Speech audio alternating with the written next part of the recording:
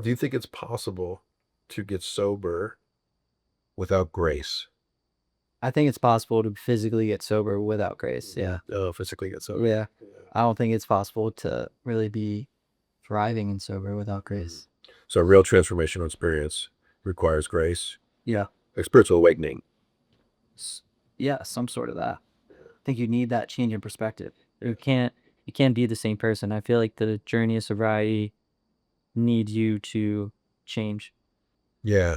I guess my question is it possible for a human being to really want with all their will to get sober, but it's not afforded to them? The grace is not afforded to them at a given moment in time.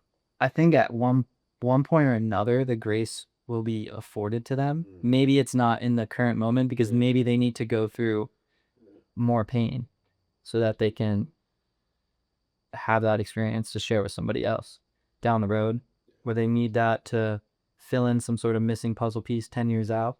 But I think at one point or another, God will afford you the grace. Yeah. Wow. Wow. What about you? I think a spiritual awakening is something that is allowed by something, I don't want to say outside of us because that's like a little too literal, but yeah, by grace. It's something that's allowed, and I don't think it's always allowed. I think there are moments where people really want something to be and it's not, and they're suffering. Right.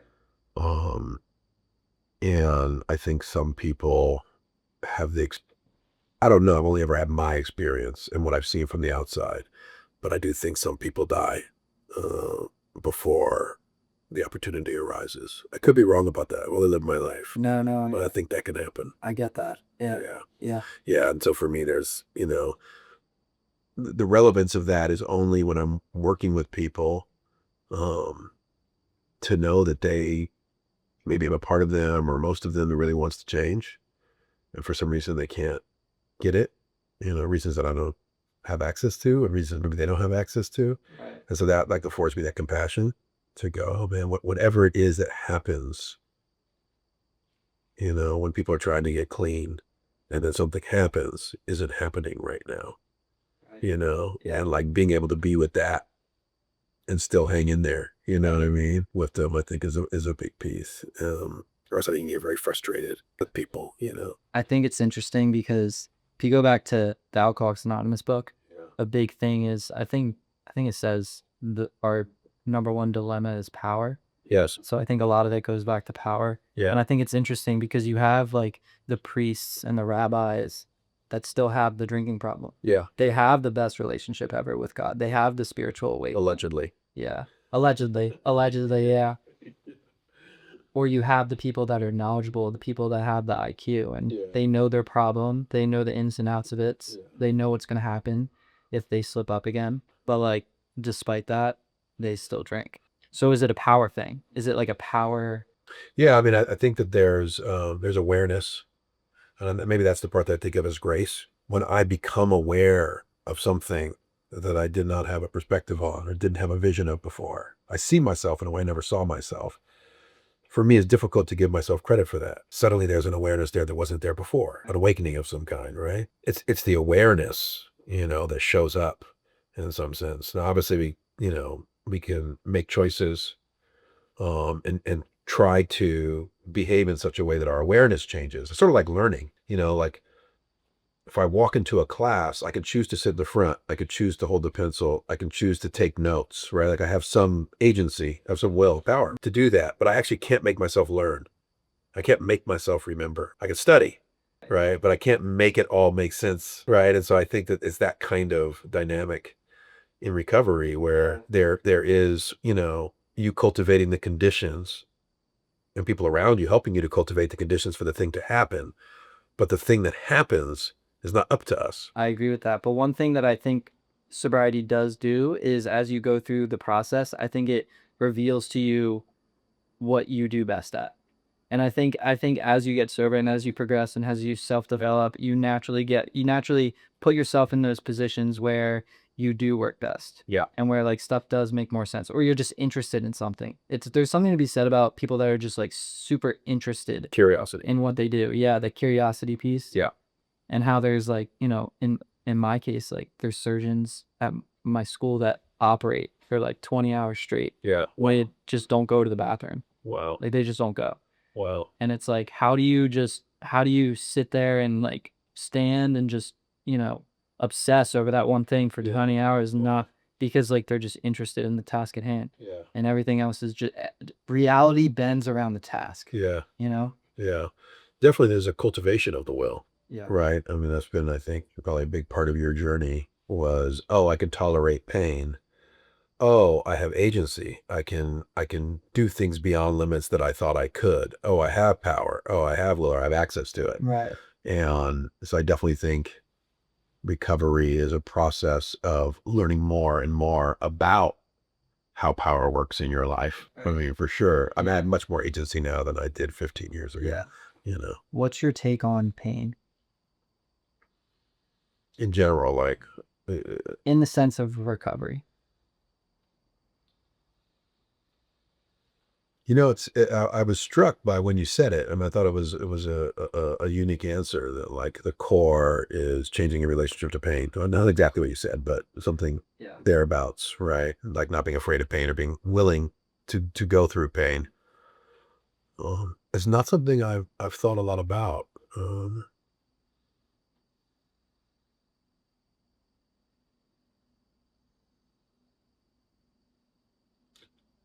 But I would agree that pain is a very good teacher. Yeah. I would agree. Pain is a very good teacher. I mean, like I think I'm thinking of this guy who's a friend of mine, brilliant, and he had prostate cancer, and he was like, "I'm learning so much," and it was deep. Like he was like, it was deep, and he meant it. He really was. And he was teaching me about what he was learning from having cancer. Yeah. So I think pain is a very good teacher. I mean, it's interesting when you were talking about kind of the way you were talking about pain. I thought about David Goggins. I was like, hey, like kind of Goggins type of thing. And sometimes, I would think that certain relationships to pain are ways to deal with certain emotions, Right. you know, Yeah. namely guilt and shame, I agree. And so there's something, they traditionally call it masochistic, but putting that aside, because that word has a lot of different connotations, it's sort of like sometimes I think when we get sober, we feel we owe a debt, right? Which is guilt. I owe a debt. And so I'm gonna work that debt off. And that's beautiful. That's a beautiful thing to do with guilt. I think it can become pathological. I think it can become a bypass. Like it can be something that transforms your life. I think a lot of people get sober based on a sense of guilt and debt. Like that's what motivates me. I've been a piece of shit, and now I want to get my life together, right? And there's this, yeah, okay, I'm committing, and it's strong, and it's like I'm gonna go do this thing. I'm gonna become a person in recovery, and I would say I think that's a phase of recovery. Now, I think it's potentially a phase of recovery. And but I would also say that there's a lot of different forms of that and roads of that, and it could be a whole path of recovery potentially, depending on how. I mean, it's life. But I think sometimes that's a phase of recovery. Like there's a sense that I have a debt, and I get good at repaying that debt, and that allows me to find a homeostasis, and some kind of like allows me to find a balance. I agree. Yeah. I agree. I think for me it's like pain kind of pain, like self-induced pain. Let's say I'm like doing an ultra marathon or something. I think it like has a way of like stripping down everything and just being able to work with myself and like show myself like what I'm really about. Yeah. Because I can like talk about it, I can post about it on social media, but I don't really know until I'm at like mile 75 or mile 80 of that 100-mile rate in that moment. Then it's like now I'm gonna see what I'm really about. I'm gonna see if I'm just talking about it just to share it online and make myself look a certain way, or I'm gonna see that I really do have it. I've really put in the work and I'm ready. And what is it and what is the it you're speaking about? Myself. Yeah. My commitment to achieving the highest version of myself. I think that's my goal. Yeah. With all, it's just like Yeah. if you subtract all the material things Yeah. and you only look at internal goals, that's my goal. Yeah. I want to be the best possible version that Yeah. I can be. And you have an experience of that being, I'm just guessing, you have an experience of that being alive for you in, let's say, running an ultra marathon. Yes, because I think Yeah. what ultra marathons do is it allows you to experience a large amount of emotions in a very short time. Well, You go up and down an emotional roller coaster for 20 hours. So you kind of feel a lot of things in those 20 hours that it would take the normal person that was just going through life, assuming that they're got a pretty stable life, yeah. a year to feel, maybe. I don't know. Cool. That might be an overestimation. It's like a trip. It's like a trip. It's like time kind of bends a little bit, and you just, you have to work through feeling terrible, and then you feel good again, and then you feel terrible again, and Cool. you just kind of have to work through that. And like at the end of the day, it's like, what really changes you as a person? Is it like a material situation thing, or is it the emotions that you feel as a result of the situation? You know what I mean? Yeah. You know what's funny? You're making me think of this. I when I teach about chronic relapse, I say, chronic relapse is like a mini life. Yeah. Dude, that is so accurate. Right? It's like a little mini life. In not the greatest sense, a little mini tragic life, and it's a loop. It's a mini tragic life loop. You know what I mean? A restart, a mini tragic life. Oh, I'm going to get better and hope, and now I'm feeling hopeless, or now I'm overconfident, and now I relapse. The loop. And what you're saying reminds me of like the positive version of that. It's like I'm going on this run. It's gonna be like a mini life. I got to go through all of this stuff, and then I'm going to get to the end, or I'm not going to get to the end, and I'm going to, win or lose, or have accomplished my goal, or try my hardest, or not tried my hardest, or like whatever, right? Yeah. But it's this like as a beginning, middle, and an end. Yeah. It's like a little mini life, in a good way. Yeah, it's Yeah. cool because like people think it's like a physical thing, but at the end of the day, it's like not. It's like an emotional thing for me. I don't really even do it for physical What work. kind of emotions do you feel when you're running? I feel all of them. I feel like what a lot of negative. Like why did I sign up for this? Yeah. Why am I doing this Yeah. myself again? Oh my God. I'm never gonna do this again. Yeah. I can't believe I still have 10 more hours of this. Yeah. How am I possibly gonna run another? I'm not even halfway done. Yeah. Yeah, but at the same time, you get those glimpses of satisfaction Yeah. and those just bright moments where you're like, okay, like this is beautiful. Like it's really like a lot, but it's beautiful in its own way. Yeah. And I'm willing to go through this so that I can understand myself on a deeper level. That's awesome. Really cool. So back to that chronic relapse point. Mhm. It made me think of something because you have a lot of experience and especially in the addiction treatment realm. Somebody's coming to you and they're a chronic relapser. Yeah. No matter what they do. They've tried a ton of stuff. And they're coming to you and they sit down with you. What do you tell them? I mean, I usually don't tell people anything. I usually ask people questions. I usually try to get to know somebody, try to understand them. I had a guy today who, serious mental health, related to marijuana, and basically he's been out of it for 25 years, and he's in his late 40s, and he did 3 years in, 2 years in jail and 1 year in a lockdown psych ward, and then he got out to us, and he's been with us for about 3 weeks. And it kind of like he's got big white eyes, like he was psychotic, plus there's some drug problems, and he's a little unnerving, like he's been locked, he's been shut down, and has some mental health issues. And he kind of sits in group. He got his hat down like this, and I like him. I got to know him a little bit. I asked him his story, kind of what happened. He had some Mongolian girlfriends, apparently two of them at one time, which I thought was fascinating. We were hanging out. I have a little relationship with him. Yeah. And we were talking about the different parts of us. And I asked him, I said, man, what part of you are you aware of that you're working on, here in treatment? And he didn't, I don't think fully, he understood the question his own way, but he said, I sort of feel like I'm too old to, to get better. Yeah. I mean, it's kind of like chronic relapser, right? Like the ship sailed. I'm in my late 40s. He's like in my 20s. I was building websites. I had 2 girlfriends and it's been 20 years of hell, basically. And I said, oh, is that like kind of hopeless? You feel kind of hopeless. And he's like, yeah, I'm kind of hopeless. And I said, so, if we think about hopelessness as a part or hopelessness as a defense, what is hopelessness protecting us from? I mean, interesting. We tend to think of hopelessness as a thing that we're trying to stay away from. Yeah. But from one perspective, hopelessness is a defense. Right. It's protecting us from something, right? Right. And he said, actually, no, another guy in the group said, it's protecting us from having to hope, right? Like from daring to hope. If I'm hopeless, then I don't have to go through the risk of daring to hope, right? So it's a form of protection.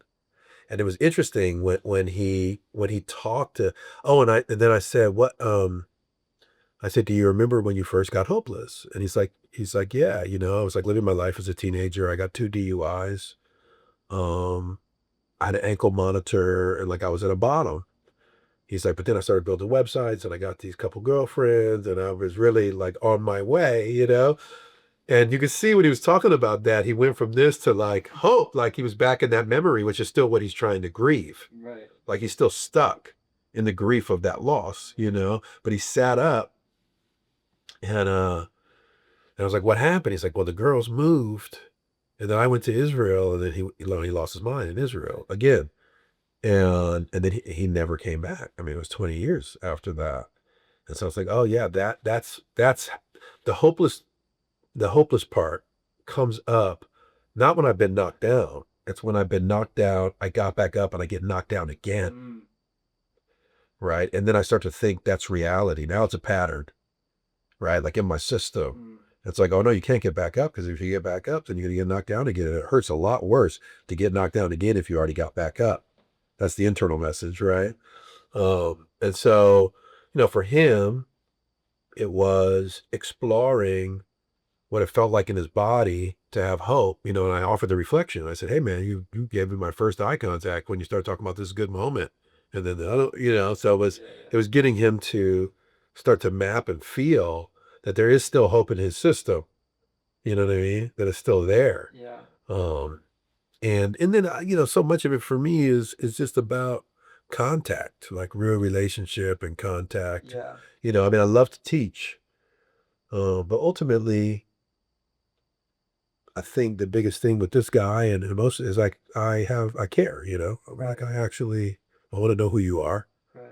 I don't have a vision of what your life should be. Yeah. I'm going to be real with you. I don't know how not to be. And that's different for all kinds of people. Right. But that didn't answer your question. Chronic relapser. I think it kind of did. Kind of did? In a way. Yeah. Okay, cool. You remind them of the hope. Yeah. I try to. Or I try to help them remember that there's hope. Yeah. Yeah. I also told a little biblical story. In the Bible, the Israelites in the beginning of Exodus have been enslaved for 400 years. Uh-huh. And for me, this is like the archetype of hope. I love this piece. And it says, Israelites have been enslaved for 400 years, and there was an evil Pharaoh, but he died. And then it says, and then they had hope. Yeah. And then it says, and a worse Pharaoh arose. And they cried out to God. And God remembered God's promise. That's when God comes with Moses to free the Israelites. Right. And for me, that's the pattern of hope. We're in some kind of bondage. Like that's addiction. Right. We're in some kind of slavery. We're so in the slavery that we don't even yell. Right. We're just in it. Right. We're desensitized. Right. Something happens that's like a possibility of a light. Oh my God, maybe something. Right. Then things get even worse. Right. lower bottom, Yeah. then, oh my God, I can't do it. Yeah. And then God remembers God's promise, you know? Yeah. That's deep. Yeah, I love that. That's deep. I love that. That's deep. Yeah. All right, I have another question. It's not related, but I think it's a good question. What are you most curious about in terms of yourself?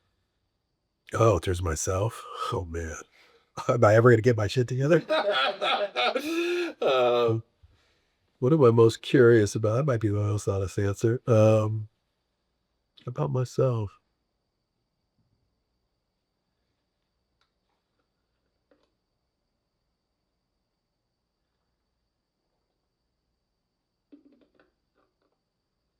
It's a really good question.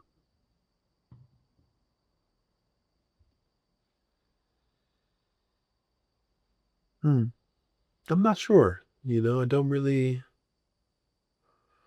curious about. I mean, like the thing that kind of came up for me was thinking about the ways in which you physically challenged yourself, and maybe other ways that you've challenged yourself. And I don't think that that's something I know that's not something I've done Right. consistently. Mhm.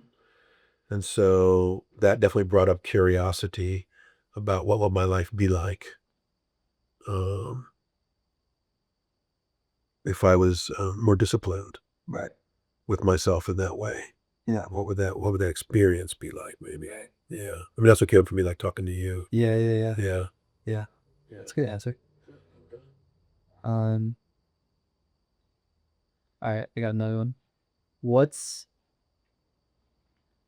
in your opinion, and with all your experience that you have, what's the most effective model for addiction recovery? So, um,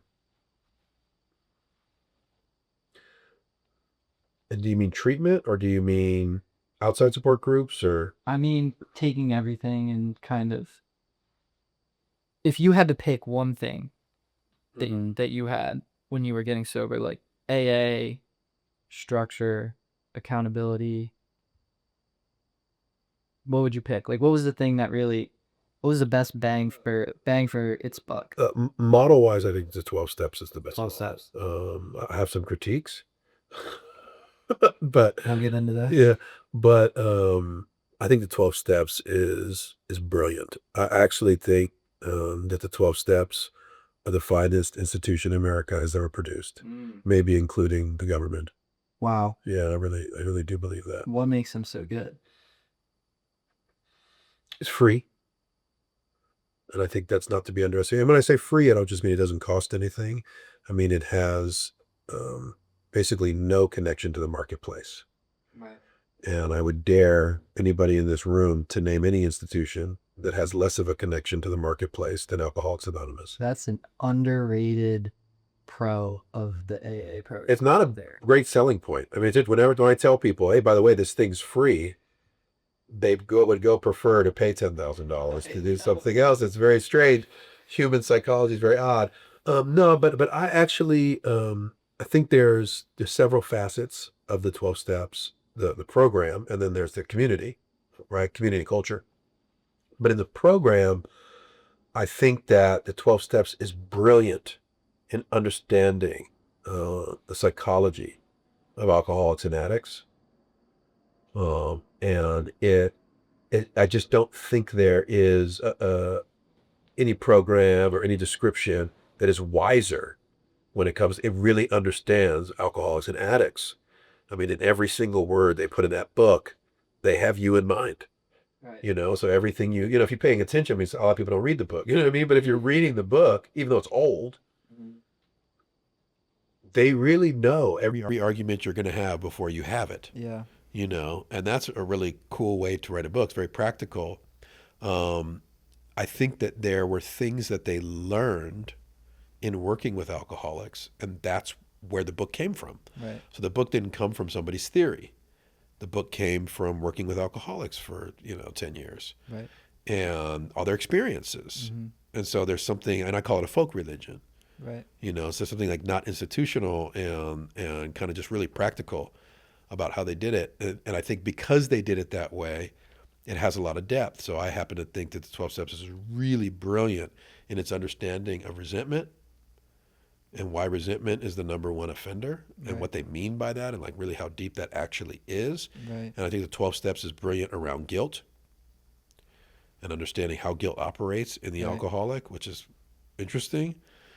And I think that the 12 steps understands the limits of the psychology of somebody in early sobriety. Right. So like from one perspective, I think that surrender in early recovery is a spiritual bypass. What do you mean? What do I mean by that? Why Yeah. bypass? What is, Yeah. I can't so tell if that's a good or a bad yeah, thing. yeah. To me, it doesn't matter. I mean, usually it's used pejoratively, right? Usually it's a bad thing. Right. You're bypassing something real. Yeah. And I think that is what's happening a lot of the time with Yeah. people in early recovery. But I think that the 12 steps figured out that if alcoholics stayed in conflict, trying to figure something out just internally in their own egos for too long, they get lost and they relapse. And so they needed they needed something outside of them.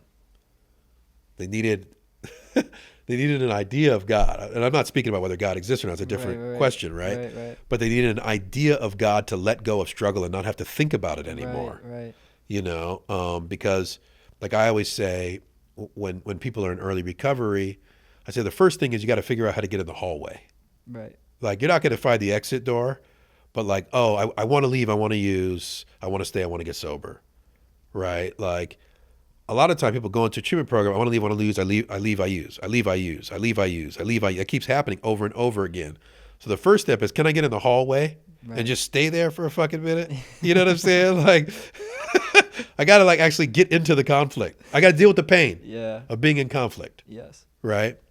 But I think that they understood that people at 10 days sober and 50 days sober and 75 days sober, if they stay in that hallway for more than fucking an hour, they're going to leave and use. Right. And so they needed to go, I got to let this go. Right. And I'm just going to pass this over to the big other. Yeah. You know, and again, I'm not speaking about the reality of God or who's on the other end of that experience, but in some sense, I felt like that is one of the mechanisms of how surrender works, just from a psychological perspective. You know what I'm saying? I agree. And there's a lot about the 12 steps. I mean, the 12 steps is so rich and so deep. Let's talk about shame. I think the primary wound that humans experience in our religious stories as well as our lives is a shame wound. Right, where I feel insufficient or bad in some way, and then I hide it, and then I build my personality structure around that complex, right? And we have a society that's full of shit. Yeah. People want to look good, you know what I mean? Who am I really, right? Yeah, what you were talking about. Yeah. But the 12 steps has it has a value hierarchy that says that humility and service, right, it is the top. It's what we want. We want humility and service, right? We want truth. And so you can walk into an AA meeting and say, I went and slept with a prostitute last night and I smoked crack, cheated on my wife, and woke up, you know, with a dog's, you know, penis sitting on my face or whatever. And everybody goes, hey, keep coming, you made it here, man. You know, like there's a value hierarchy that says it's okay to expose your ugly parts here. And that's the best medicine for shame is exposure therapy, right? To realize that I can be accepted and loved while being imperfect. So I think it's brilliant. That's the community aspect. I actually think in the program they don't fully understand shame as good as they could, but you know I don't fault them for that. The book was written in 1936. Right. But in the community, right? So I think it's really good with shame, and then I think it's really wise with guilt. It recognizes alcoholics. It never talks about asserting yourself. Right. So there's nothing in the 12-step program that says, hey, you're a people pleaser and you need to learn how to assert yourself. So that's a problem for me. Right. But I think it understood that people in early sobriety didn't have a second gear. Right. And so either they were being passive or they were fucking blowing out of there in third gear. Right. And so they just never touched. Right. What about when somebody's done something unjust to you? You go make amends? Right. Yeah, I mean, I get that for your part. I'm not saying that doesn't make sense. Right. But what do I do when people when I am a victim. Somebody has done something to me, Right. right? But I think that AA was wise in knowing that alcoholics in early recovery don't know how to do that Right. without making things worse Right. in some sense. Now, I think that becomes a problem for people later in sobriety. Yeah. So there's a lot of people pleasers in recovery that are miserable and they're living for the world, Right. and they've forgot about themselves. So I think that can be problematic. Right. But I think it's very wise in early recovery because, people go from feeling, like this to angry and blowing out of a place very quickly. Right. Right. I agree with everything you said. Yeah. Do you think that suffering is a requirement for recovery to take place?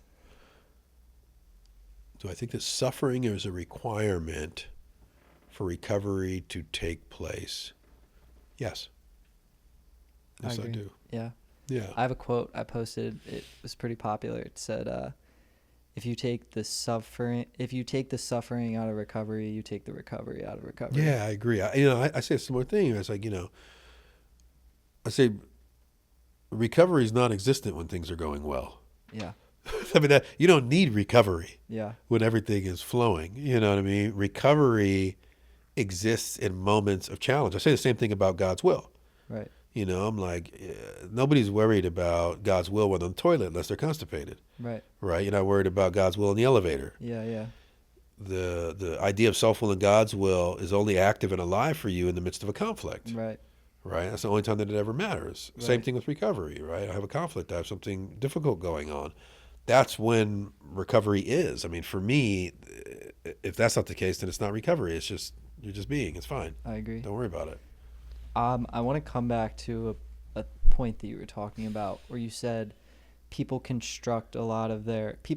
have the tendency to construct a lot of their personality around something that they feel as though they're lacking. Yeah, exactly, yeah. Do you think that, and I'm just offering a counter to that. Great, yeah. Do you think that sometimes a higher power or God or something, in the effort of trying to get you to notice the pathway forward, makes it seem like you are lacking a particular thing so that you actually chase after that thing? So I can give you a personal example of this. Yeah, please.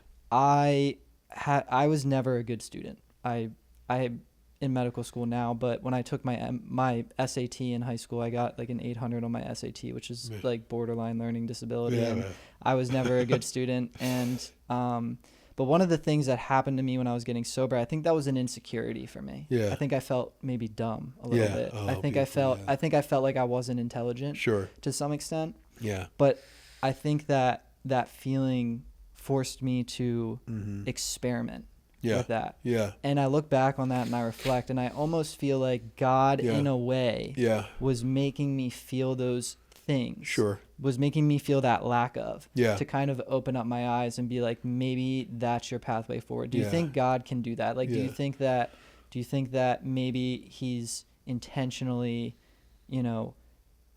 making you feel that way so that because now it's like I'm a good student, you know, I figured it out. I kind of have my own way of doing things. I'm not somebody that can read something out of a textbok and rember it for the rest of my life. Sure. But You're a good student. You're in medical school. school becoming a surgeon. I can pull my you weight. must be decent. Yeah. Yeah. I mean, there's something I want to say about the learning and thinking your Yeah. dumb thing, which I can relate to, and I've thought a lot about, which is, I think, deep. I would parse my answer on that. Okay. I would say that I do believe it is available for people to recognize that their traumas and the beliefs that grew around their traumas are fertile ground. There's an affordance there where there's fertile ground for you to grow in that particular area that you thought was a deficit. Right. But I would only say that is a person's personal journey. I wouldn't make that as a statement about everybody in the world, because then if somebody doesn't have that opportunity or doesn't get that, then it's sort of like, well, how come you didn't? I see what you're saying. Right. So it's not like a one size fits all. Yeah, not one size fits all. And I think there are certain things, like I'll give an example. I might, God forbid, have a relative that's dying, and I might say this is God's plan for me. because it's my relative and I'm the one in the hospital and I can have that opinion for me. I would never say that to you if your relative was dying. Yeah. Right. And so, because I don't know Right. that, I know Right. my experience and I'm okay naming that. And Right. so that's the distinction for me. Okay. Yeah. That makes sense. Yeah. Yeah. But I want to talk about the dumb thing, which I related Yeah. to. Yeah. I mean, first of all, you're awesome, man. It's been nice to meet you. It's been great meeting you. I loved your tea, by the way, man. which we, oh, the tea, the Bangle, man. Yeah, It's the yeah. best, man. We should get sponsored by Bangle We should. Tea, Jordan. I also thought that, Right. yeah, it was interesting. Like I definitely, up until my mid 20s, did not think I was intelligent. And I had an ego too. So I'm like, on the one hand, I thought I was smarter than everybody else, just in like a bravado ego way. Yeah. And then kind of unconsciously, I thought I was stupid, which is kind of interesting. I had both things going on. And I didn't really get this until I raised my son. And my son had a learning disability.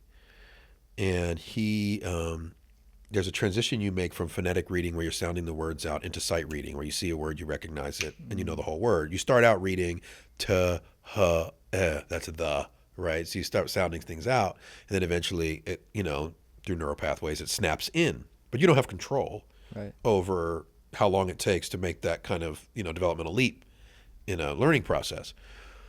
And he was super slow. He was like a year behind. And I would be reading with him, and I would get frustrated. I'd be like, man, inside, I kept it chill, But like inside, he would read the he'd read 3 more words, and then he'd read the again and it's the 10th time we've read it, and he still keeps going right? And so I'm getting frustrated. But I counsel, and I've read a little bit, and I was like, Shai, if you do not like, he's trying his best, like, do not show that you're frustrated or you can be intimidated. You know what I mean? But I realized, like, oh man, like that's me as his dad. He's in class trying to read in front of 20 kids where all you do is reading and math when you're, that age. And a teacher that might or might not be patient or might not, you know what I mean? And for a little kid, they don't know, oh, I have neural pathways and this neural pathway might not connect. And so I was a little bit later in sight. They just know they can't read. Right. And if you can't read, and there's only 2 subjects, math and reading, it's a hop, skip, and a jump to I can't read at 6 years old to I'm dumb. Right. And I realized how many people probably get intimidated and embarrassed at a young age from just having the experience of people being frustrated or, like not being patient with them when they're going through a very particular learning process. Yeah. And so I think it's a really big deal. I think a lot of Yeah. people that I work with train themselves. They have parts that say, like, I don't know. I was working with a guy the other day, man. He's from Wisconsin, from the hood in Wisconsin. Yeah. I really like him. And he always says, I don't know. Like, he'll ask a question or he'll make a statement, and I'm like, what do you think about that? He's like, I don't know. I don't know. I don't know. And I'm like, oh, really? You don't know? So I sat next to him. Like, he was actually sitting in the middle of the group. So I went and I sat next to him. I'm looking at the wall with him. And he was, asking about something. And I'm like, stop telling me you don't know. What do you know, man? Like, tell me what you know. And he goes, well, I know it's probably unhealthy. And I know I probably shouldn't be doing it. And I know, and he knew everything. Yeah. I mean, he knew absolutely everything about his situation. But it was really clear that at a young age, somehow he got intimidated to take the risk to know something. Because if you think you know something and you're wrong, it's embarrassing. Right. And it's easier to just say, I don't know. Right. So I'm sure he walks around thinking I'm stupid, I don't know anything. Because Right. he has this I don't know part. Yeah. So I was trying to help him slow down and think. You have thoughts. Think. Become aware of your thoughts. Yeah. You know what I mean? And Yeah. so, like, I think there's so many people that are walking around thinking they're not intelligent, but often they're just intimidated, Right. I agree. All right. We should be talking about recovery here. We should be. Pain. Pain is essential. Suffering is essential to recovery and to growth. Yeah. So you have formed quite a relationship with pain. Yeah. I think it's my favorite word. Yeah. Yeah. Wow. I Wow. don't know if it's a good or a bad thing. You keep saying that. That's the I part I was know. curious about. I'm just open-minded. You're suspicious about I'm it. open-minded to a lot of things I do. Yeah. I don't want to decide and say it's the right way forward. Yeah. I want to be open-minded to the possibility that I could be wrong. What would make it bad?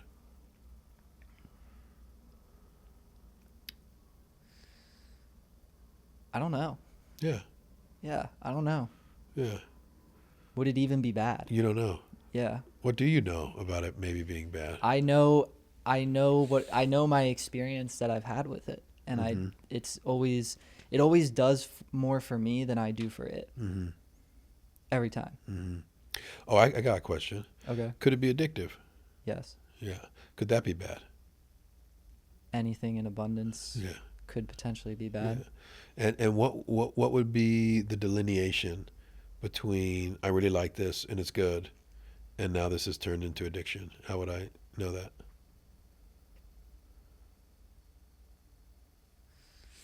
I don't know. Can you? Can you know that? What is it in 12 steps? First step, You're powerless. powerless. No, that's second. First is powerless, and my life become a manageable. Oh, yes. Right. Sorry. Yeah. Second part of the first Yeah. step. Yeah. Yeah. Yeah. So maybe if it impacts your life In in a way that's in an negative, unmanageable way. yeah, or your relationships or whatever. Right. you know. Right. Right. I wonder about that with Goggins. Yeah. I wonder about. I mean, yes and no. It seems like he has a system of communication, with his wife and stuff like that. Right. But I do wonder, like, Yeah. like does that, Is there a or line? have you figured that out? Yeah. I don't know. Right. I don't know that either. Right. I also think I struggle with can the addict, like the real addict, can they ever think in a way that's not addictive? Yeah, I think I probably think about that very differently. I think everybody thinks in addictive ways. I agree with that, Yeah. actually. Yeah. I'm probably. I mean, I've gotten to this argument with people. I don't love the line, like addict, non-addict. I agree with that. I just don't like it. I mean, it just because it's sort of like, it's a forest. I can see how that would upset a lot of people. You know what I'm saying? It's like, Yeah. and I'm not saying there's not a lot of cactuses, but it's still a forest, which Right. means like even the cactuses are different, and the bushes are different, and Yeah. the trees are different, and there's grass, and then, you know what I mean? Like there's diversity, and so for me, I don't love that. And what is addictive thinking? I mean, addictive thinking. I don't want to say addictive thinking. What is an addictive process? An addictive process is a process that takes on a momentum of its own, and it starts to compel the person unconsciously into some kind of repetitious pattern Yeah. that eventually becomes parasitic, right? It starts to take away your agency, Right. right, in Yeah. some sense. And so I think that is fundamental to being a human. It's like, there's only like a few ways humans go off track, Yeah. There's only, I mean, I know that the DSM has 1 million pathologies, but there's like 7, Right. and then a bunch of weird perversions, Right. Yeah. And then I think addiction. And addiction's so primary. Yeah. I mean, addiction is a primary way that human beings get lost. Right. Work addiction, gambling addiction, sex addiction, food addiction. So, Yeah. right? It's like it is just a core part of being a person. Right. You know what I mean? I agree. I think it's interesting, like the obsession complex Yeah. in the so-called, we'll call it addict brain, Yeah. and the way that it is just, you're able to just obsess over something, Yeah. and it's Yeah. all that you think about. Yeah, which also, by the way, could easily have a solid evolutionary basis. But- I mean, there would Yeah. be strong evolutionary reasons that a subset of the population would be able to focus on particular things for For sure. strong periods of time, but that particular circuitry could get attached to something else. Yeah. Yeah. And I think that's a lot of very extensively successful people have Mhm. that route of thinking Yeah, as well. yeah, But it's absolutely. just it's not drafted toward a drink or a drug. It's pointed at building a product. Rocket ships, satellites, cars, and Right. flamethrowers. Yeah. Yeah. Yeah. So that's why I think it's interesting, Yeah. and that the addict kind of has that already. Yeah. They're just using it in the wrong way, maybe. Yeah. Maybe there's a way to redirect it. I think so. Maybe there's not a way to remove it. Maybe it can only be redirected. Yeah, I don't know that I think about it like. I think that I probably agree with a lot of therapists on that front. That so much of growth has to, maybe obviously there's aspirational growth. Right. Who do I aspire to be? We're talking about. But there's also a growth of accepting who I am. Right. Not that I'll never change or anything, but also like a person can grow in dropping into themselves. Right. Having this conversation with my sister. Me and my sister are both a little overweight. We've always wrestled with our weight. You know what I mean? And, her growth is about changing her definition of what it means to be beautiful. And it's inspiring. Yeah. And it's not just about her weight. It's, whatever, we're in our 40s and that's a beautiful way to grow too. Yeah. Of like, oh, actually, I'm a little fat and I love it. Yeah. And that's beautiful too.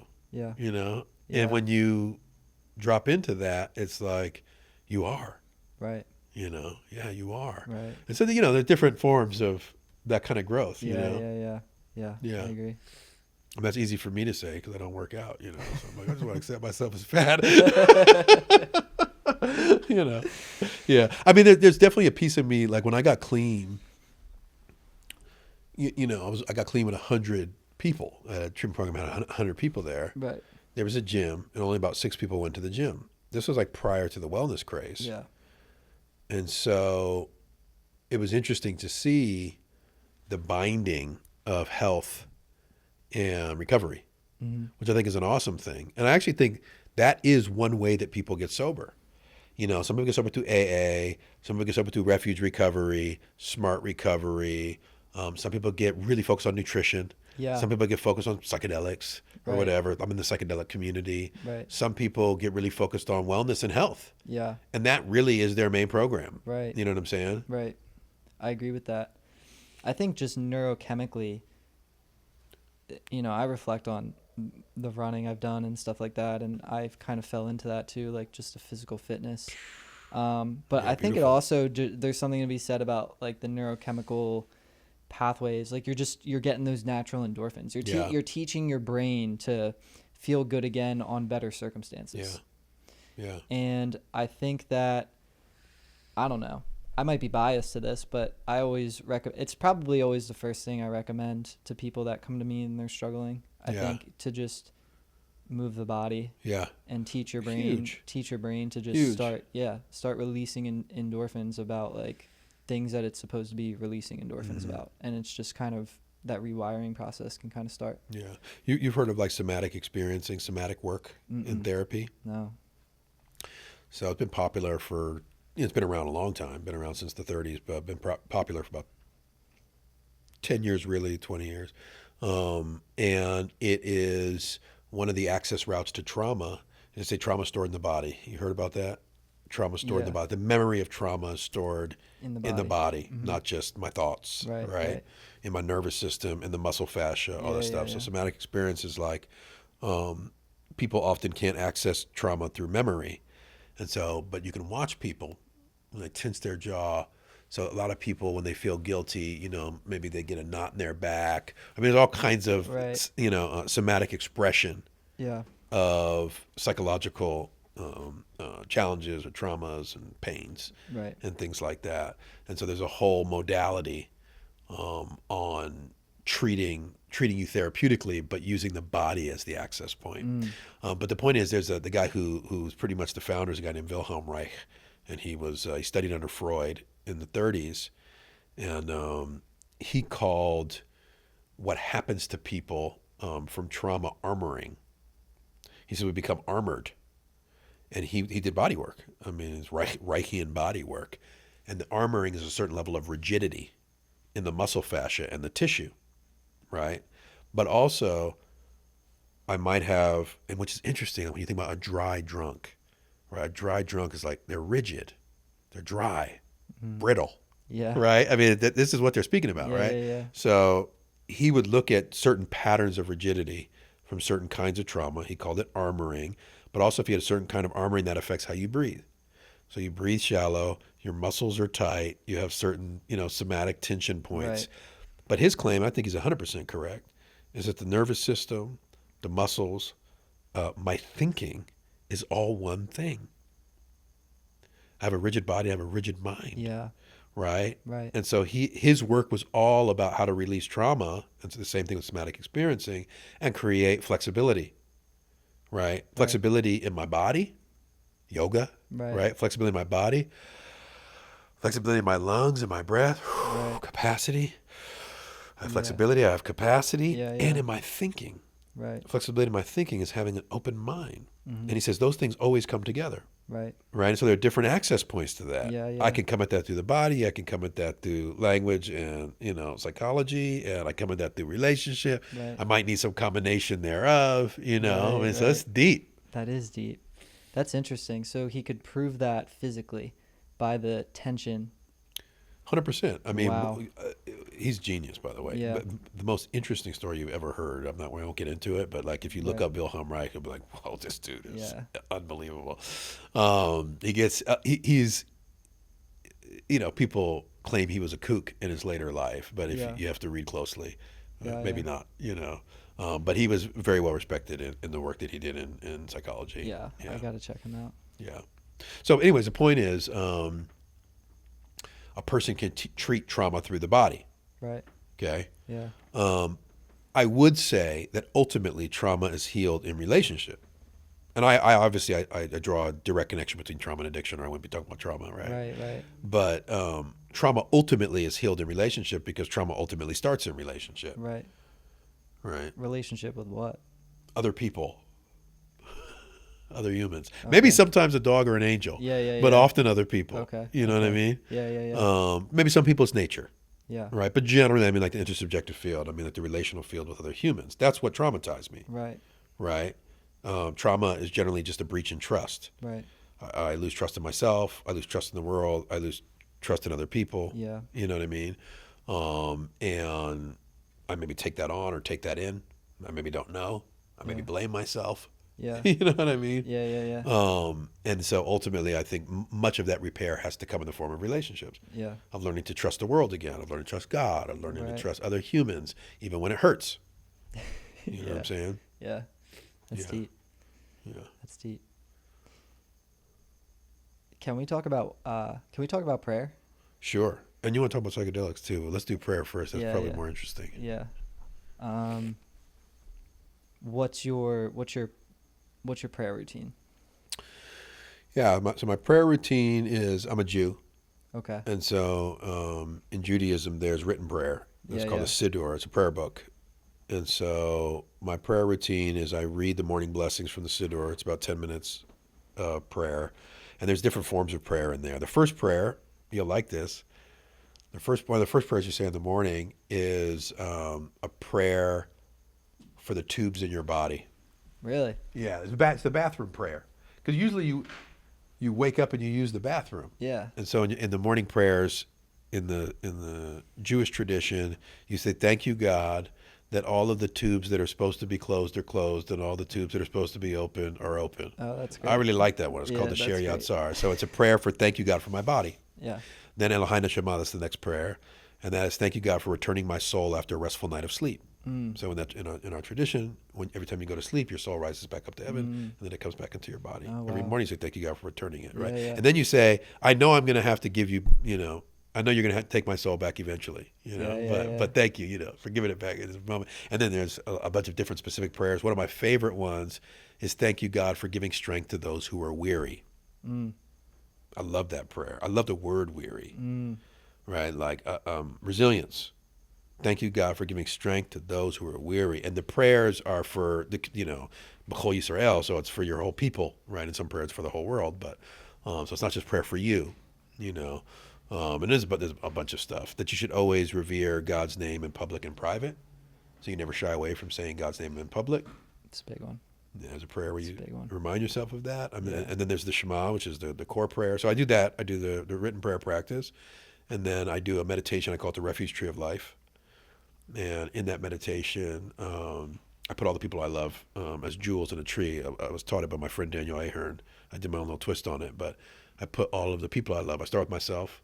I put myself in my refuge tree of life and pray for protection. I put my wife in my refuge tree of life and pray for protection. I put my daughter, right, and Right, right. and I have a constellation of people, about 40 people Yeah. that I put in that tree, and I pray for their love and protection. Wow. I thank my divine teachers and my guides and my Wow. ancestors and God.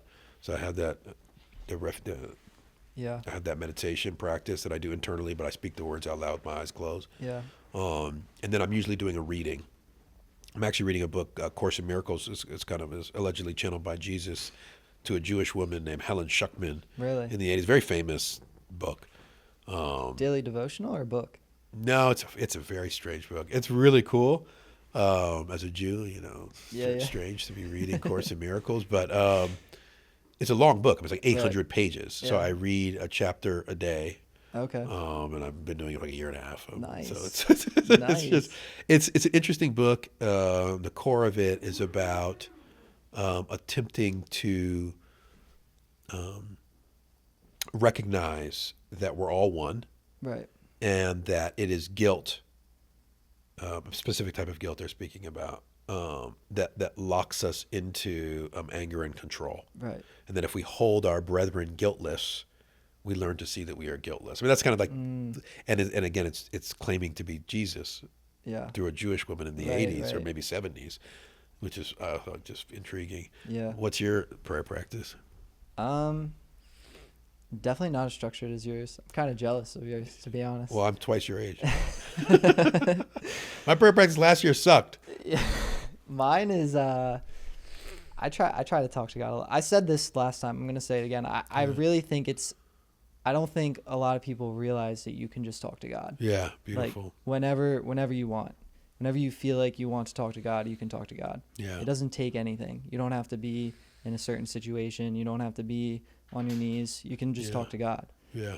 So I try to remind myself of that. Yeah. And I also try not to be too stern with myself, because I feel like sometimes I want to say the perfect words. I want to say the perfect prayer, or I want to say the same prayer consistently. Yes. I want to say it for 5 nights in a Yes. row until I can stop reading it and I have it memorized. And then I want to say it, 30 more days after that. Yeah. But I think like a lot of my prayer now has just been, I've been leaning on the side of humility. So some nights I'm just like, I don't know where I'm going. And then like, that's it. That's beautiful. And I think what that does for me is it kind of just hands the steering wheel back over, and kind of just puts me in a position of listening. Yeah. And trying to really bring God back into the equation. I think it gets harder too, because when I first like built that relationship with God, I was, going to go back to pain. I was in a lot of pain. Yeah. And I think it's easier to always, I think it's almost, there's like a threshold, I think. And if you're near that threshold, I think it's like the perfect threshold in which you're closer to God, just because like you're in a lot of pain, and he's a resource, And as my sobriety continues to grow, I don't know, I wake up more and more excited every day. I don't really feel that pain. But that means, it's a great thing, but it also makes other things more difficult, like staying in communication with God, because that's important to me. I want to make sure I keep doing that. But it definitely gets a little harder for me when I don't feel like shit all the time, I don't have to pray, I love going to class. I love learning about the human body. Yeah. I love going on a run. And that's like a lot of what my life is today. So I don't feel like that urge to really, reach out to God as much as pain would make me. Not that I don't, you know what I mean? Interesting. But yeah, I mean, I think that a really good prayer for me that I've figured out over probably the past year is just, I don't know what I'm really doing, and I hand it over to you. Yeah. I like what you said, and I relate to it a lot. Like, again, a lot of my prayers out of this book, and sometimes my mind drifts, right? Of course. Right. Sometimes I go, you're going too fast. Right. Sometimes I go, you're going too slow. Yeah. Sometimes I go, you're concentrating too hard. Yeah. So, right. And what I came to realize, like in just the repetition of it, is I'm like, oh, this is all forms of prayer. Yeah. Like I can't do this wrong. Yeah. You know what I mean? Yeah. Yeah. And I yeah, kind of yeah. realized like it's okay and it's interesting and it's unique and every time I pray is different. Yeah. Right. Yeah. And so that becomes cool because it's not like about doing prayer right. It's like, no, man, you're praying. Yeah. Like, don't worry Yeah. about it, dude. Like, Right. it's cool, you know? Right, right. So that became kind of cool to recognize, you know, because I do think, you know, that part of kind of learning, you know, to just appreciate what is Yeah. as it is, you know, that's another form of growth, you know? Right. Another Right. form of growth. I wanted to ask you about your family, but I don't know, I want to talk about psychedelics too, because I love to talk about psychedelics. Do you want to talk about psychedelics first? Okay. I feel like one thing we should definitely hit on is the history of psychedelics in AA. I feel like that is misunderstood. Do you agree with that? The belladonna treatment. Yeah. Bill Wilson and the belladonna treatment. Yeah.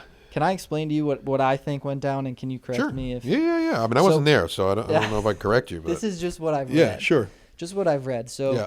Bill Wilson, well, first of all, it's hypothesized a lot that Bill Wilson did LSD before he started the program of Alcoholics Anonymous. Untrue as far as which I is know. not true because It wasn't until the the 50s that LSD was invented. yeah, it was And I'm pretty sure he invented AA in the 30s, so that's impossible. yeah. That's I never even heard that. yeah, That's not true. I've heard that a couple I times. know where he did LSD at. He did end under up doing what conditions. it. Yeah. He did end up doing it. But what happened was he went through the belladonna treatment, Yeah. which he was given some sort of psychoactive substance, but Yeah. it wasn't LSD. And he did that, and he went through the belladonna Yeah. treatment. And belladonna is psychoactive. That's what I'm saying. Yeah, It's- yeah. Oh, yeah. is that Yeah, the belladonna chemical? is psychoactive. Oh, okay. Yeah, So that's yeah, a chemical. yeah, I didn't it's a know if that was nightshade. just Yeah, like yeah, yeah. the overall Yeah. name of the treatment, because Yeah. I know it was a couple different drugs that they gave him. Yeah. One of them was psychedelic. Yeah. And so he goes through the belladonna treatment. He has the so-called white light experience, Sure. from what I understand, from as a result of the belladonna treatment. That's what I understood too. And this is what I think people miss. He relapses multiple times after the belladonna cool. treatment. Yeah. And then he goes on to develop Alcoholics Anonymous. Alcoholics Anonymous is developed. They're putting together the program.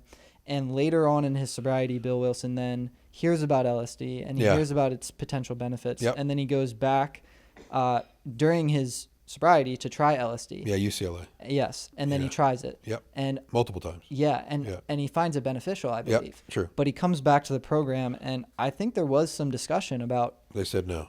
they said He wanted no. to put in literature. They said no. Yes. Yeah. And He also wanted to build a bunch of rehabs before AA. Really? They said no to that too. Really? Yeah. Yeah. So I'm curious, and I know that we weren't like there, but Sure. I'm curious like what the thought process was behind all those things, and I'm also curious if I have the story right. I don't even really. Yeah, know no, if I think have the that's story the story I know. I do want to say up front, it's irrelevant to me. Oh, okay. Whether what Bill Wilson did or didn't do and what worked or didn't work for him, for me, is apropos of nothing. I agree with that. I mean, so what? Yeah. You know, Yeah.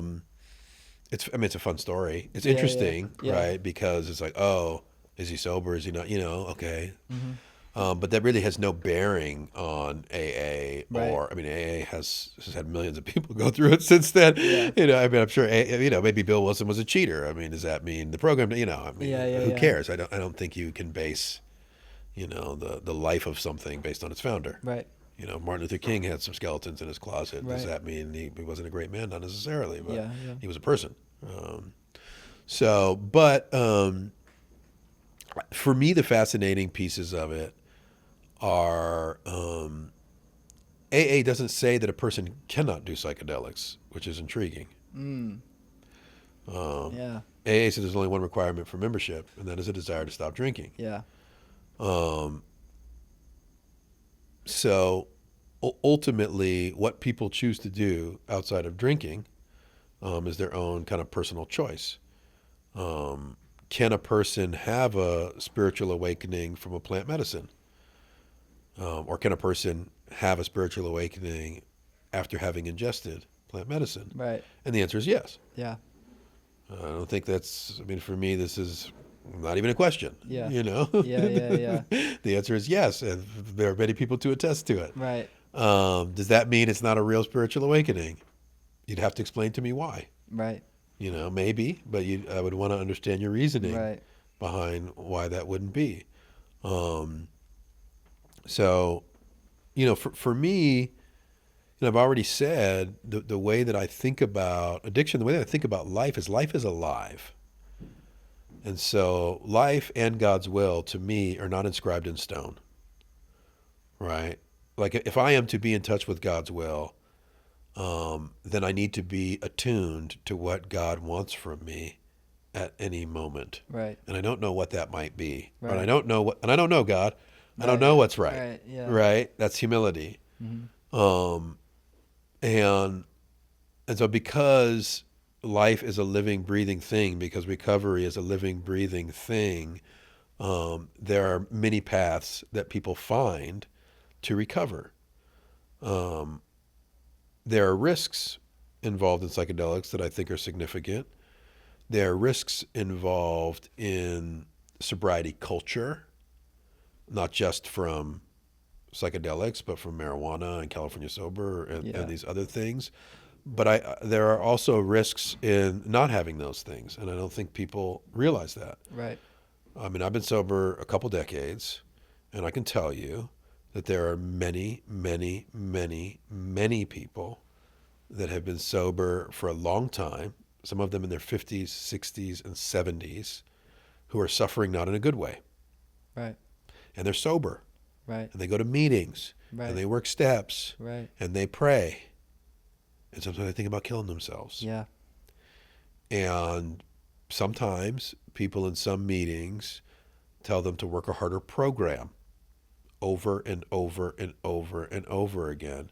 And I'm not saying in every instance they're wrong, but I know that they're not right in every I instance. agree. And for me, if I meet somebody, I'm not like, oh, everybody should go do psychedelics. I'm not even tripping on that. You know what I mean? Yeah. There are people that I meet that psychedelics can help, Yeah. or have an intuition that psychedelics might be able to help them, or they are curious about whether psychedelics can help them. And I have honest conversations with them about their situation and what I know about psychedelics and what I know about psychedelics and recovery and the risk of not doing it, Right. blah, blah, blah, blah, Right. blah. And for me, that's the case with anything. It could be AA, it could be refuge, it could be Buddha, you know what I mean? Buddhism, it could be praying, it Right. could be nutrition. Right. It's one of many affordances that exist for people Right. to be able to grow. It's not for everybody. There's a lot of conversation, like there is about anything, about how one might go about doing it.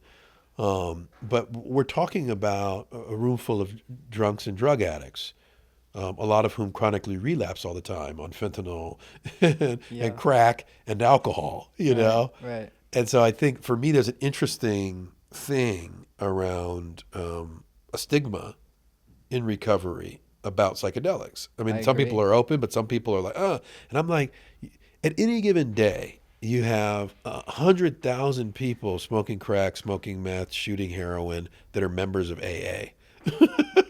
Yeah. You know, like that's not a concern, you know? Yeah. And so for me, people only look at risk, don't look at the risk of not, and don't look at benefit. Yeah. And you have to see the whole picture. I mean, it's just that simple for me. Yeah. I think it's a very fascinating fact that there are plants like psilocybin mushrooms on our planet.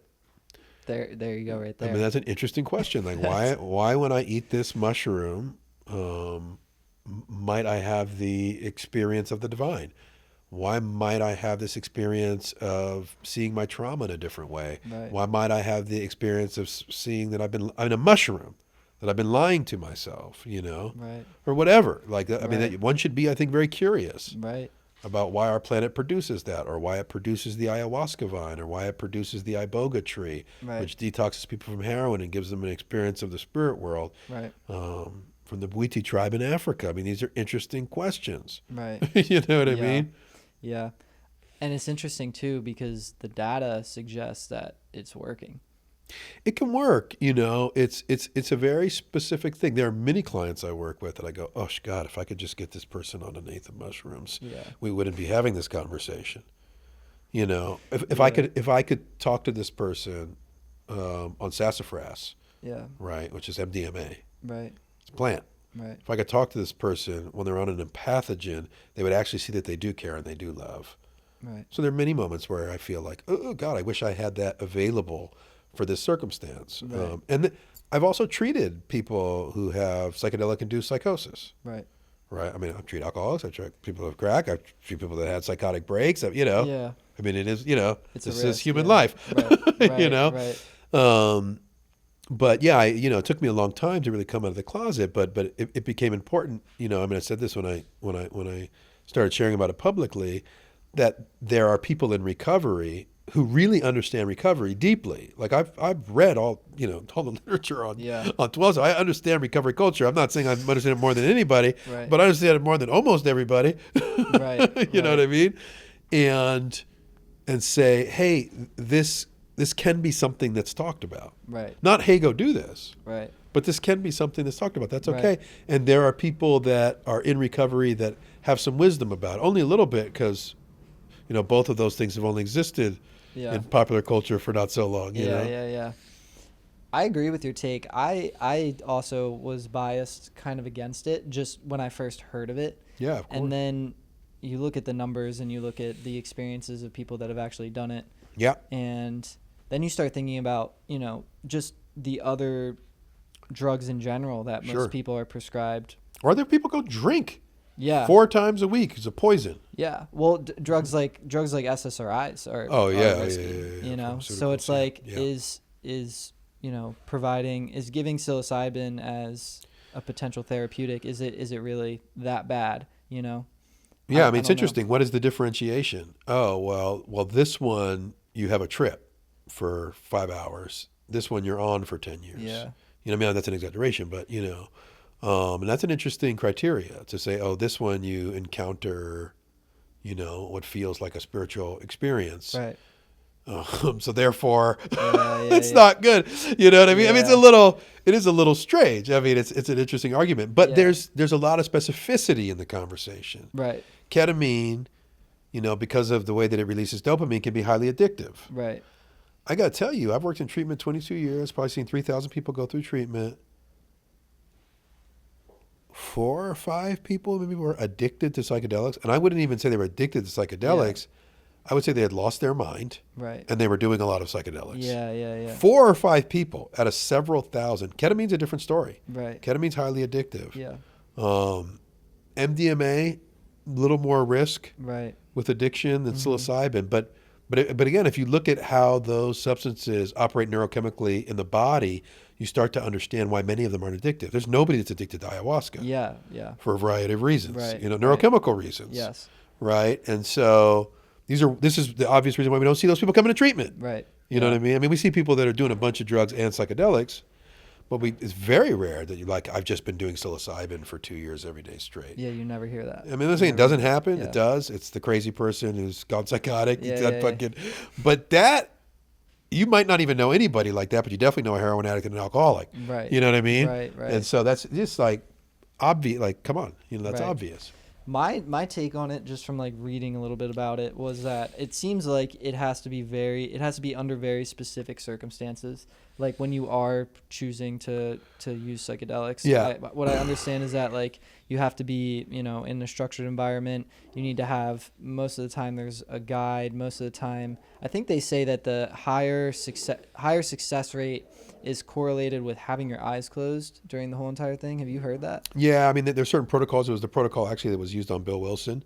It was started way back then on LSD, which was either silence or music and eye shades. Internal process, yeah, because it allows the psychic material to Right. come up more, and you're not focusing your attention or being kind Yeah. of dragged around by the stimulation from the substance. Yeah. Music too. Music. When people say have to, I mean, listen, people don't have to do anything in a certain way. Right. But, I think about the, setting, Right. medicine, dosage, Right. safety, which has to do with the potential of your nervous system getting overwhelmed. Yeah. What they call a bad trip. Right. You know what Yeah. I mean? And so the safety piece, addicts have a hard time being with guilt. I mean, everybody has a hard time being with guilt and shame, but addicts in particular can be a little fragile when it comes to guilt and shame coming up. Right. And that can cause depression, that can cause anxiety, that can cause anger, that can cause using, that can cause psychosis. Right. Right? Right. Feelings that overwhelm the nervous system. Yeah. That I can't hold. I don't have the scaffolding and the internal self system to hold it. Obviously, if you're on psychedelics, they call them a non-specific amplifier. Right. They can amplify experiences. And so your shame that you normally hide could feel cosmic. Right. God cast me out into the, you know what I mean? Right. Which can actually be an experience like running an 85-mile marathon. Yeah.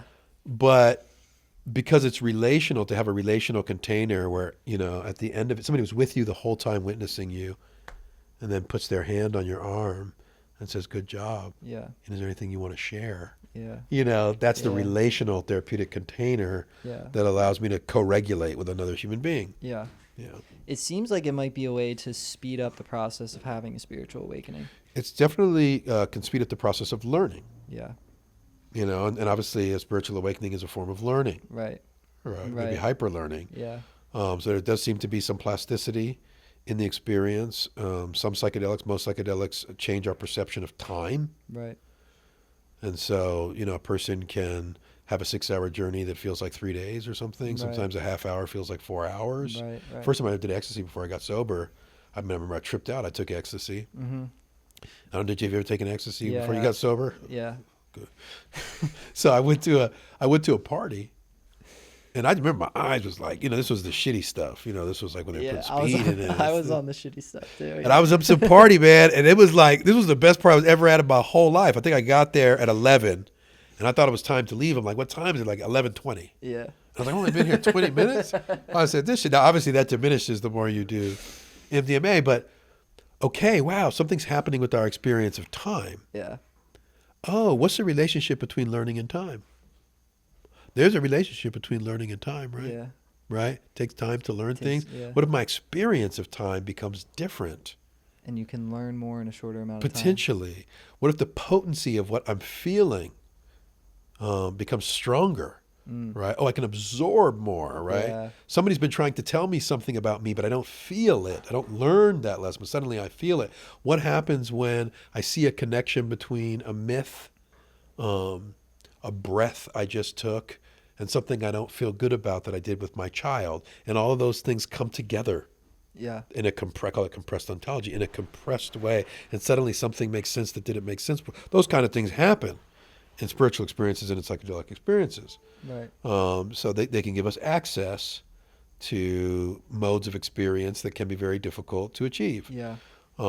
People have been using them for thousands of years in religious traditions. Yeah. Okay. Yeah. Intriguing. Yeah. I'm not saying, again, I don't really have a horse in the race if what other people do. I mean, Right. do whatever you want. Yeah. I make my own choices about my life, Right. based on what I think and feel is right and good. Right. And if people come talk to me, I speak to them honestly Yeah. about it. Yeah. That part's pretty straightforward. God, Yeah. we didn't even get to your family history, but I could tell Jordan wants to go home. Yeah. I'm like, he over Yeah. here letting me know with every zipper and tape. No, I'm just fucking with you, dog. But can we just spend 5 minutes? Yeah, we can spend that. Yeah. I had a really specific question. Go ahead. man. I'm curious about your relationship with your mother. Really? I am. Dude, it is a great relationship. I want to hear about her. It's potentially one of the best relationships I have going. I want to hear about Yeah. it. She's a phenomenal woman. Yeah. She was basically a single mom most of my life. Yeah. My dad was a drinker. He's sober now. He's like a year-ish sober. good That's for been him. great because I've been Shouts able out to Pops. Yeah, I've been able to help him through that. That's great, man. And sitting in an AA meeting with him, Whoa. after all that time of Yeah, there's a lot there. turmoil, There's a lot there. it was a wicked moment. Yeah. I was just like, wow, full circle. Wow. But my mom, yeah, she has been through it with me. I put her through the ringer, and she would get me into treatment. She would always pick up the phone when I called her, but also like gave me the tough love too. No, she did. How old were you when she gave you the tough love? Or she always was like that? 19. 19. Yeah, How hard was that for her, you think? really hard. Yeah. Yeah, she would cry, and I have a sister too. My sister would cry. How big of a deal was that for you to get better, for her to give you the tough love? I needed it. I was just taking advantage of. I Yeah. was of Yeah. the enabling. Yeah. I was taking advantage of it. But yeah, I remember like my sister crying, my mom crying, telling me to go back to rehab. And I was Yeah. like, I can't go back to rehab because I was just I wasn't ready. I wasn't done yet. But yeah, she was always there and always just been supporting through the whole entire journey. Yeah. Great. And now it's just amazing because as a family, we were so like distorted during that time. All of us were in our own ways. But now we can sit at the family dinner table and just laugh about it, you know? So here's my working hypothesis. Yeah. And I don't mean it as a rule, Okay. but I mean it as a pattern. I think one requirement for a spiritual awakening, meaning to transform into a new state of being, moving from a boy to a man, Yeah. which is the journey of recovery for a young man, in my opinion. Yeah. Yeah. Right? I mean, same as growing up, right? Right. Same thing. Yeah. Is that they have to individuate from their mother, and their mother has to let him go. Mm. The mother has to say, you got to figure this out. Yeah. And I think almost every bad alcoholic and drug addict I know, I was talking to an interventionist today, 58-year-old. She's giving me all this, narcissism, this, that, crack addiction for 20 years, trust fund, all this stuff. She gave me all this shit. I'm like, how's the relationship to his mom? She's like, he calls her every day. Mm. I'm like, oh shit. Red flag. Didn't individuate. Yeah. And it doesn't mean you don't talk to mom or whatever, but I think son and mom have to let go of the mother-son relationship. I totally agree with that. And it's almost always mom, although sometimes mom is dad. Yeah. Yeah. And I think we really miss that in treatment. I totally agree with that. I can think of people in the back of my head that I feel like that might be a problem for. Mom got to let go. That I've seen struggling for years. Yeah. And it's very hard for a son to let go until mom lets go. And sons unconsciously want to take care of their mother's feelings, but might get overwhelmed by it. So then they run away from their mother because they can't hang. Because sons want to rescue their mothers. Yeah. Mm-hmm. Sons are protective over their mothers. Right. And sometimes sons become the surrogate partner for their mothers. Right. Not sexually necessarily, right? But just in terms of the form of intimacy that they have with their mothers. So sometimes the son is the substitute for the dads that's not there. Right. You know what I mean? Yeah. So they got to let go Mm-hmm. of the son. Right. It's funny. I got so deep into the shit, I started thinking about chimpanzees. No, because I thought about it. I mean, if you really think about it, because listen, allegedly we come from, chimps. We do, yeah. I mean, I'm not a biblical literalist. So even if you look up different types of monkeys and how monkeys go about not having sons sleep with their mothers and mothers sleep with their sons, because that would be very problematic. Yeah. Different types of chimps deal with that. Different types of monkeys deal with that in different ways. Different species, they deal with it in different ways, but it's always an issue. The relationship between the mother and the son, because there's a sexual possibility there. If not a sexual possibility, then a psychologically intimate possibility. Right. Right. Right. But the son is supposed to go out and find a new mate. Right. Right. Anyways, I know I'm getting fucking weird. I'm sorry to get strange, but I think that's something not talked enough about in recovery.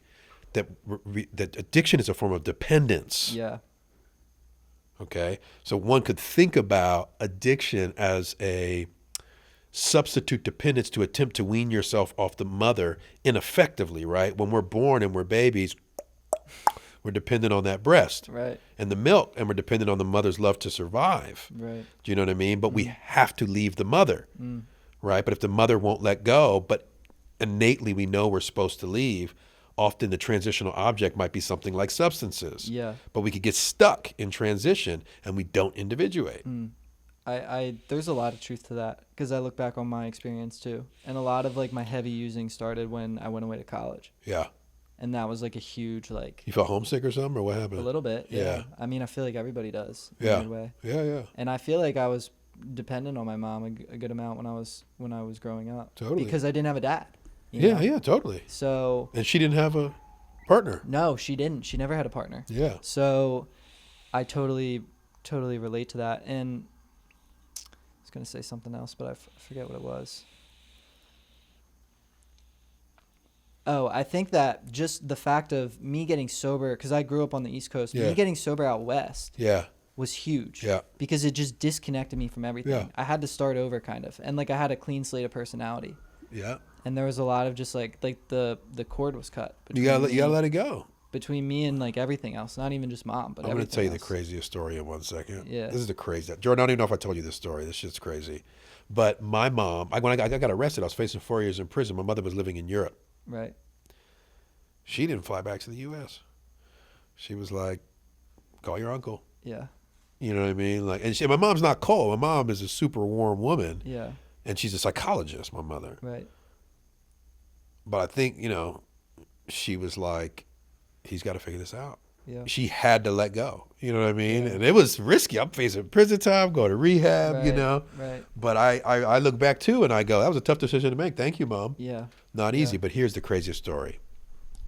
This shit is, you might be a little young, but have you ever heard the song Dance with the Devil by Immortal Technique?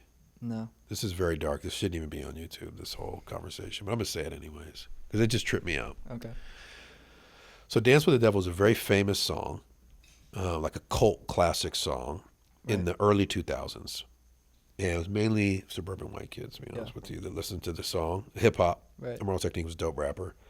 And it was a song about a kid whose mother was a crack fiend, dad left and was a crack fiend, mother was newly sober, and he was attracted to the street life. Right. And he gets initiated into a gang. And the final part of the initiation is he has to rape a woman. Like I said, this gets dark. Yeah. They grab the woman, they put a T-shirt over her face, they take her to the top of the rooftop, and he rapes the woman.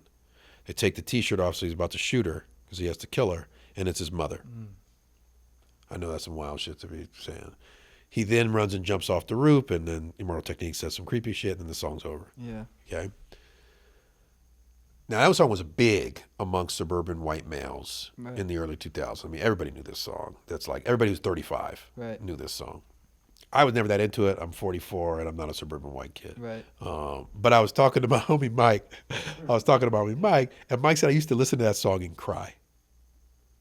I looked at him like, Mike is a co-founder editor. I was like, you used to cry? It's like, what's going on? And I studied, psychology and psychoanalysis. So I'm like, I got to understand this song. And I went, oh, this is a song about unconscious rage towards the mother for not letting you go. Yeah. Oh, this is a song about destroying the place that you come from. I mean, to your own mother. Yeah. Is to destroy the place that you come from. This is a song about unconscious, and I just knew it. I actually wrote a paper about it. So, but this is where the story gets really weird. It gets a little convoluted, so you got to track me here, but it's worth it. I was sitting with a client that I'm working with now. Yeah. And I treated the client's brother 8 years ago. Okay. Guys, I'm sitting with one client, the older brother. I treated the younger brother 8 years before. He had the same problem? They're both drug addicts. Different. They're very different people, but both had drug problems. So I'm treating the older brother, and the younger brother who went through 8 years before is the treatment program I own is called Recover Integrity. Yeah. And this is Recover Integrity lore. I'll never forget the younger brother because he was an emotional terrorist. And we confronted him about 45 days in, and he went into his room, and then we said, group time. He said, I'm not coming out. And we said, you need to come out. He said, I'm not coming out. He said, fuck you, I ain't coming. Yeah. And me and the other owner talked to the clinical team, and I went, leave him in there. And we left him. We left him in the room. Yeah. And he stayed there. And we brought him his food. He was there for 3 days. He didn't come out of the room. It was crazy. He came out, different person. Really? Completely different person. Obvious spiritual awakening. I mean, so he's a myth of our treatment program. We always refer to him because it was like he spent the 3 days in the cave and came out transformed. I mean, by the way, married, business owner, owns his own house. I mean, like he's still good. Right. Like really good. And so I'm talking to his brother. This is the week after I write this paper about the Immortal Technique thing. And I was like, hey man, did you ever talk to your brother about like what happened when he's in the room? Because I never talked to him about it. Yeah. And he's like, yeah, he said he was doing a life review and he was looking at his life from different perspectives and he, was kind of confronting himself. And he was listening to this song. I swear to God, this happened like a month ago. I looked at him and I said, it wasn't Dance with the Devil by Immortal Technique, was it? I swear to God. And he goes, his brother's cool as hell. He goes, is that weird song about the guy raping his mom? I was like, yeah. And he goes, I think that was it. And I said, ask your brother if I can call him and talk to him about it. I actually did a Zoom. I actually have it recorded. Really? And I said, I want you to walk me through what happened. And I won't go through the whole story Right. because it's in depth. But the depth of it was he sat in bed doing a life review, listening to that song on repeat, never pressing stop, not when he was sleeping and not when he used the bathroom, for 3 days. Jeez. He didn't know why he chose the song. It wasn't a song he listened to that much. It was not conscious. And he demarcates that moment as the moment he went from being a boy to being a man. Wow. And I went, holy shit, that dude created a ritual in that room with that song of destroying his mother so that he could grow up. I mean, he loves his mom. To this day, I asked him, I said, you ever think about, I mean, when I was on the Zoom with him, because he wasn't thinking about that. Yeah, He doesn't know yeah. why he listened to the song. I said, do you ever, how's it going with mom? You know what I mean? And he's Wow. like, I don't know anything about that. He still blames himself for his addiction. He doesn't see it that, you know. Yeah. But it was deep, bro. And I really went, holy shit. Addiction and dependence on the mother. And you often get the same thing, not always, right? But often you get the same thing. You ask somebody in addiction, relationship with the mother, oh, I love my mom. My mom is a saint. Yeah. You're like, oh, you love your mom? Your mom is a saint, huh? Again, not always. Yeah. And again, sometimes the dad is the mom, Right. you know. But it is, I think, something that's not talked about enough. Wow. An antidote, for me, that's half of the work. Yeah. Half the work is working with the parents, primarily the mom, most of the time, Right. to let go of their son. Yeah. You got to let go. Yeah. I know you don't want to, but you got to let go. I want to ask you something else too, if we have time. But I'm just curious, like with all your experience and such, and this is kind of like a similar thing. But do you see a lot of like pornography problems? Oh, yeah. Yeah. And I think it's going to get worse. Yeah. Yeah. I mean, AI porn, with customizable AI porn with avatars is not going to go well, Jordan, I don't think. What do you think? I don't think that's going to go well. Yeah. So, yes is the answer. Yeah. What about it? I'm just like curious. I feel like it's another one of those things that's not talked about a lot in recovery. Yeah. I mean, in treatment it is. Yeah. Because in treatment, there's usually 20% of the population that's working with sex addiction, you know, pornography addiction, sex and Right. love addiction. So we talk about it all the time. I think it is one of the it's one of the trickiest areas of sex addiction and porn addiction, Right. for a couple of reasons and different reasons. One, we don't have a clear idea in secular society of what healthy sex is. Right. Right? It's like there's like religious, and then there's like do whatever you want. Right. Right? And so there's not good modeling for what a healthy sex life looks like. That's not a clear road, and so it's not like, you know, all the therapists agree on what a healthy sex life looks like. And obviously there's a personal element to that journey. What does a healthy sex life look like for me? Right. Right? Yeah. But I think for young men, that's very confusing, you know. And I think if they get into pornography addiction, that's very confusing because Right. they're, you know, is that right? Is that wrong? And you know, this is how people think. Yeah. I would say to people who are confused about that kind of thing, much of that has to do with how you feel. I was gonna ask that. Yeah. Do you think that everybody feels a sense of guilt and shame after they watch it, no matter who the No idea. individual I have is? no idea. You don't know. I have no idea. You don't think that like it's like a moral objection? I mean, something could be a moral objection and somebody might not feel bad about it, first of all. That's true, right? yeah. Do I think the world would be a better place if pornography didn't exist without some negative byproduct of it? Yes. Hmm. I think the world would be a better place for a lot of things Yeah. didn't exist without a negative byproduct. I could be wrong about that. Right. But I do think that. If you're asking me in general, do I think pornography is unhealthy? Yeah. I think pornography is unhealthy. I think it's a dopamine hit. Yeah. I think it treats sex and humans like objects. Obviously, it dehumanizes women and sometimes Right. men. Yeah, I mean, I don't want my children watching porn. Right. I mean, for me, that's pretty straightforward and easy. Right. Would I want to ban it for everybody? I'd have to think about it. Yeah. It might be a state by state issue. Yeah. Yeah. You know what I mean? Yeah. It's a big issue. Sex addiction's a big issue. I think the real tricky part about sex addiction is that everybody has shame around sex. Right. Where that's part of being human. Yeah. And so, like, with sex addiction, there's bottom lines. Yeah. Like, I'm not going to masturbate for, 90 days or something. Right. There's different bottom lines. You can step with your sponsor, and then you relapse, Right. and then you feel shame, but you already feel shame about sex, and your sex drives may be connected to your shame. Right. So I think that's a very complex Yeah. situation that, therapists and 12-steppers get confused about. Yeah. Yeah. I just think that like if you just scroll through porn, because I've watched porn before, I don't now, but I've Sure. watched porn before. Yeah. But it's just like, it's not even just people having sex. Yeah, no. Like it's like messed up scenarios, Sure. So you go back to the That's just what you're watching. I was watching. No, but even most of the videos are like there's some kind of spin to it. Yeah. You know what I mean? Yeah. And it's like the idea of sex in the young man that's never had sex before is Yeah. like going and exposing themselves to all of those different Yeah. scenarios. It's like I feel like we would be naive to think that that's not leaving some sort of psychological imprint on their brain. Of course. I don't even think it's a question. Yeah. Video games and rap music, Yeah, that too. rock and roll too, by the way, Yeah. leaves an imprint on the brain. But I think the main thing that I think about is learning how to experience intimacy. Right. Like that's the big deal. Yeah.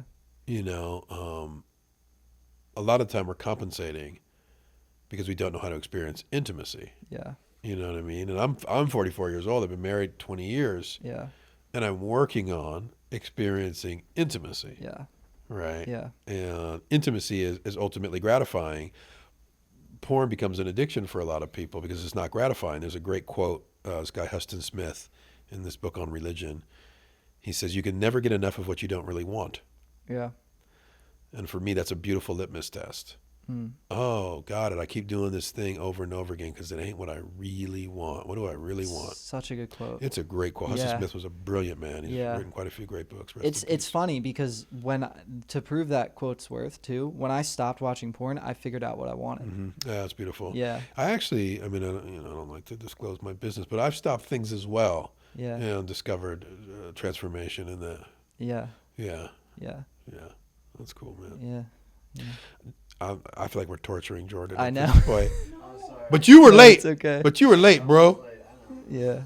No, it's okay. I'm glad to hear your dad is doing well, man. Thanks, man. I'm Yeah, glad to hear your he dad is is. doing well. Yeah, he's doing really well. That's a really, Yeah. really big deal, man. Yeah. You're an awesome cat. Thanks, man. You too. Thank you for the privilege. Yeah, it's Yeah, been great. cool. It's Right been on. great. Nice meeting you. Right on. Same here. Peace, God. Thank you.